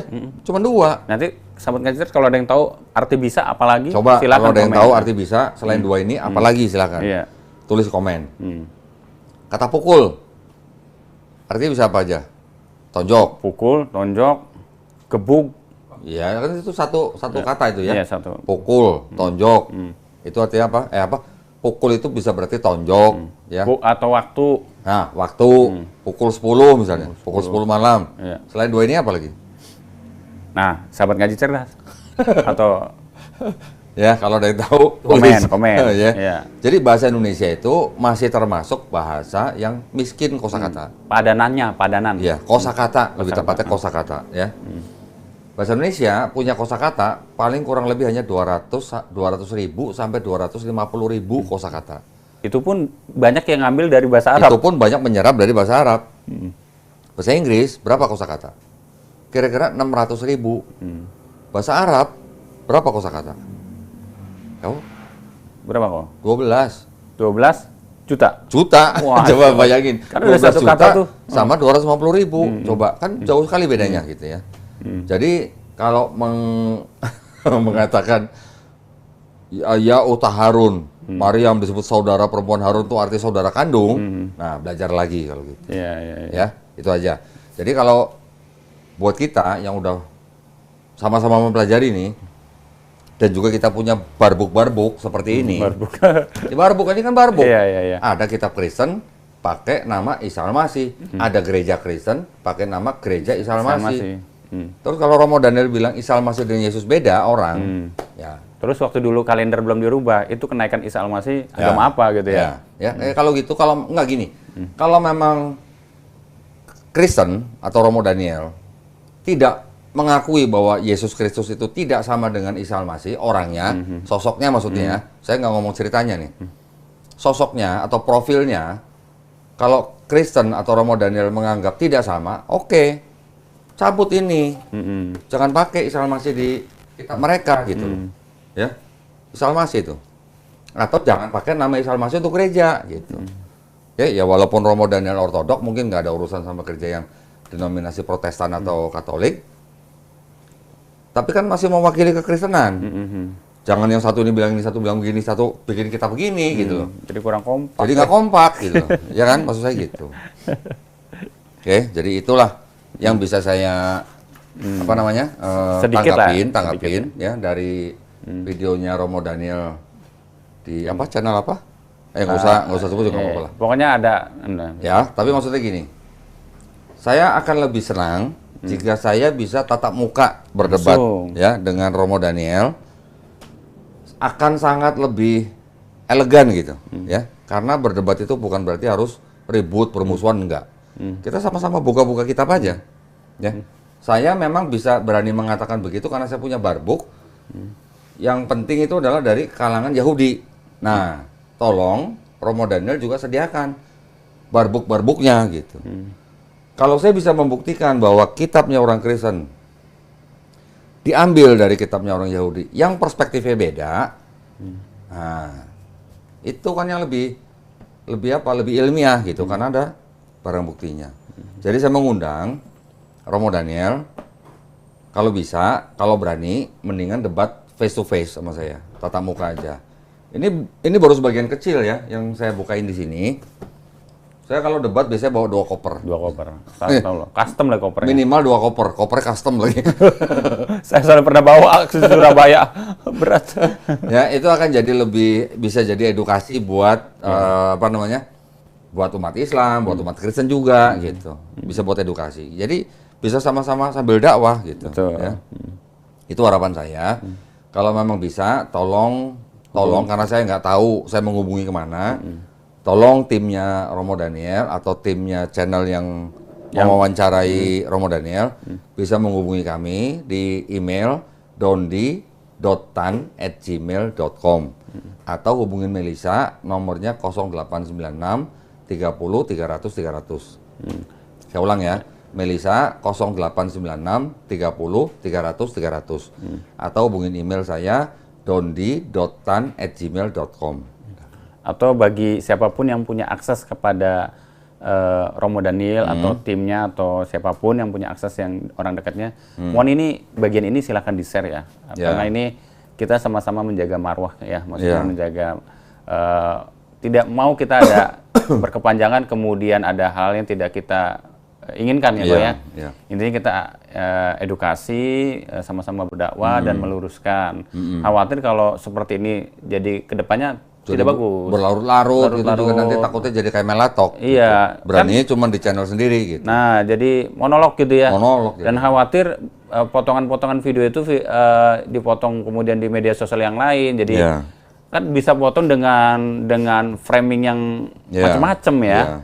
Jadi kalau misalkan sudah ada debat, dan kalau debat dengan kodon itu, insya Allah live, tidak ada yang dipotong-potong. Ya, karena saya mengundang Romo Daniel, saya akan biayain. Semuanya ya? Semuanya. Dan tim? Dan tim, tapi maksimal 3 orang. 3 orang Jadi 4 orang sama narasumber. Bintang 5 Kalau misalnya Romo Daniel mau bawa partner, boleh juga. Boleh. Kalau misalnya Romo Daniel 2 orang, nanti saya juga akan cari narasumber 1 orang lagi. Jadi 2 versus 2. Atau kalau mau 3 juga boleh. Saya juga 3. Atau kalau memang keberatan dari pihaknya Romo Daniel 3 orang, saya sendiri pun boleh. Oh, fleksibel ya. Fleksibel. Gitu pokoknya aja. Yang penting tatap muka dan semuanya fair ya. Ilmiah. Ilmiah dari segi waktu dan sebagainya. Ya, dan disediakan moderator. Ya, pakai moderator. Objektif insya Allah. Dan disediakan timer untuk masing-masing tim. Ya, agar fair. Ya, masing-masing diberikan waktu bicara yang sama. Saya 60 menit, Romo 60 menit. Misalnya kita mau nanti tambah waktu, tinggal minta sama moderator. Sama-sama dan yang paling penting, perdebatan kita disiarkan live di YouTube, ya, disiarkan live di YouTube. Dari timnya Romo Daniel juga boleh merekam dan boleh live juga. Tapi cuman timnya Romo Daniel aja ya, bukan semua channel nanti pada ngerubung, gitu ya. Itu hanya channel-channel yang kita sudah atur gitu ya. Gitu. Hak siarnya sudah diatur. Kalau mau datang saja, silakan ya kok ya. Silakan. Yang penting menjaga kondisivitas. Ya, pokoknya kita berdebat itu dengan niatan tetap menjaga persatuan dan kesatuan negara Republik Indonesia. Gitu. Dan berdebatnya di situ. Di luar situ ya makan ngopi bareng-bareng. Di luar itu ngopi bareng, makan bareng, kita berteman gitu ya. Kalau dia mau berteman, kalau saya sih mau berteman dengan siapa aja. Kita mau berteman siapa aja insya Allah ya. Ya, jadi gitu ya Pak. Saya juga sebenarnya nggak akan bikin reaction ini kalau dia nggak datang nonton video. Itu. Ya karena kalau saya inginnya meluruskan begitu kok ya. Daripada kita tadi khawatir jadi bola liar. Ya kita kan sekarang tadi saya bilang, kita bukan di zaman lagi untuk mencari informasi, tapi menyaring informasi. Kemudian kita juga harus bertabayun. Benar nggak sih kok yang disampaikan seperti ini? Nah, sahabat ngaji cerdas maupun pemirsa Donditan Channel, yang di-reaction oleh Romo Daniel, itu videonya nanti bisa dicek di link kolom komentar, mungkin kok akan dicantumkan ya. Itu acara di Tangerang antara Kodonitan dengan mantan misionaris tadi dari Mormon. Ya, jadi membahas itu. Jadi silakan kalau apa sih yang dibahas? Itu tuh lagi bedah buku kalau misalnya. Bedah buku ya soal itu juga kristologi juga ya kok. Jadi silakan. Gini, sorry saya koreksi sedikit. Romo Daniel mereaction itu hak dia. Iya silakan. Itu hak dia. Dan dia membicarakan tentang akidah dia dan teologi dia, itu juga hak dia. Ya, nggak apa-apa. Tapi kan kita bisa saling diskusikan dengan bukti-bukti ini gitu loh. Yang mana hasil diskusi kita bisa menjadi edukasi buat yang nonton. Gitu. Baik pengikut atau jamaahnya Romo Daniel maupun dari kita gitu. Ya semuanya untuk edukasi insya Allah, untuk kebaikan kita semua.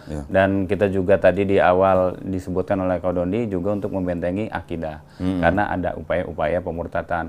Kita tidak lagi membahas Romo Daniel dan pendeta yang jadi host, ada misi kristenisasi dan sebagainya, enggak gitu. Ya kok ya? Nggak mungkin pihaknya Romo Daniel juga tidak melakukan kristenisasi, mungkin ya. Tapi buktinya sampai sekarang masih ada. Ya, entah yang saksi Yehova, entah yang dari Protestan, entah yang dari Katolik, entah yang dari Ortodoks, saya juga nggak tahu gitu. Tapi yang jelas masih ada gitu. Ya. Baik diam-diam maupun terang-terangan. Gitu. Kok ini bentar lagi ganti hari. Ya, insya Allah nanti kita akan ketemu lagi dengan pembahasan yang mungkin berbeda kok ya. Salah satunya saya ada juga tuh potongan video Kodondi pernah memurtadkan orang, nah itu. Memurtadkan? Iya. Ya nanti kita bahas biar orang penasaran. Memurtadkan dari Kristen ke Islam maksudnya? Ya nanti biarin. Ya, jadi insya Allah. Bahkan saya pengen ngorek juga nih kok. Nanti saya pengen sih, karena banyak sekarang saya menemukan beberapa mualaf tersandung oleh ekonomi dan sebagainya. Nanti mungkin bisa minta tips-tips dari Kodondi. Bagaimana sih mualaf itu bisa bangkit lewat ekonomi, UMKM dan sebagainya. Karena ya begitu ya, diujinya itu dari berbagai macam, terutama dari hartanya begitu. Keluarga, ekonomi dan sebagainya. Banyak yang kita pengen bahas, tujuannya adalah untuk edukasi, untuk menambah giroh keislaman kita, begitu ya. Yang namanya iman itu kan naik turun kok, kadang naik banget begitu ya. Insya Allah. Kalau saya ada kata-kata yang salah, mohon dimaafkan karena kebenaran dari Allah Subhanahu Wa Taala. Kok ada pesan yang terakhir mungkin? Pesannya itulah tadi apa, kita boleh berdebat asal dengan cara yang paling baik, ya, bermartabat ya, dan juga kita tetap menggunakan batasan-batasan yang sudah ditetapkan di dalam Quran. Betul. Ya, kita tidak boleh menghina pribadi orang, kita tidak boleh menghina agama orang, kita juga tidak boleh menghina sesembahan orang. Gitu aja. Dan tidak terjadi debat kusir. Ya, tidak boleh debat kusir. Ya, jadi kalau misalnya pun debat itu juga diberikan waktu yang sama dan sistem mekanismenya yang seadil-adilnya. Pokoknya formil lah. Tidak ada yang dirugikan. Gitu. Ya. Baik. Terima kasih banyak Ko Dondi atas waktunya. Mohon maaf ini diganggu waktunya. Ngomong-ngomong martabaknya nggak ada sih? Tadi mau buat tahu suka hati nih, karena Ko Dondi suka tahu nih, tahu susu ya. Tahu susu. Jazakallahu khair. Ya, sehat-sehat terus, karena kalau Ko Dondi nanti nggak sehat, nanti umat akan merindukan Ko Dondi. Amin. Nah, insya Allah, karena terakhir saya lihat statusnya sudah di Pekanbaru, cuman nggak ngajak-ngajak saya. Parah. Mau ikut. Berangkat lagi nih, tanggal 21 nih. Ya kalau diajak ya jalan. Masalahnya diajak suruh ngokos sendiri. Kalau Bartika sendiri nggak apa-apa. Ya, jazakallahu khair, Ko Dondi dan tim. Alhamdulillah saya bisa mampir lagi. Mudah-mudahan di lain kesempatan saya bisa silaturahim ke sini lagi, menimba ilmu dan juga berbagi apa yang harus dibagikan oleh Ko Dondi. Barakallahu fikum jami'an. Wassalamualaikum warahmatullahi wabarakatuh. Waalaikumsalam warahmatullahi wabarakatuh.